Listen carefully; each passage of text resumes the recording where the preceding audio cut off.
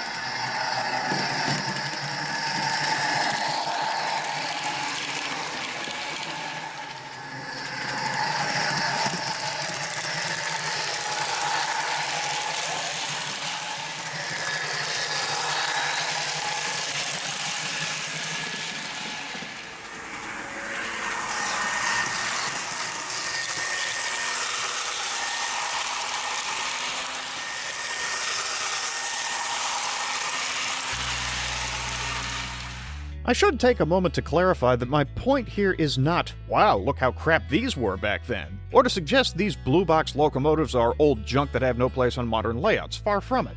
Many modelers have tried and true blue box locomotives and cars in their collections or on their layouts that work just fine. Ultimately, that is the deciding factor. Does the model satisfy the modeler? It's been said before, and I'll say it again.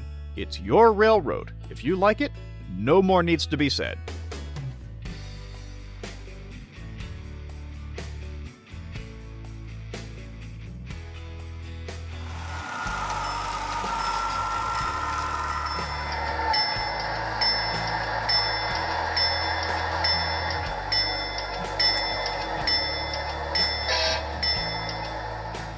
Model railroading has always been a tinkerer's hobby, and that goes for both the model manufacturer and the end user.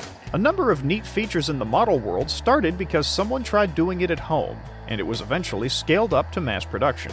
Sure, back in the 90s you could find diesel locomotives on someone's layout with the same level of detail as a modern model, if not more. But you couldn't buy a locomotive like that new. Today they're practically the standard. This is just a small glimpse into the advancement in the model railroad hobby, and no doubt there will be more in the future.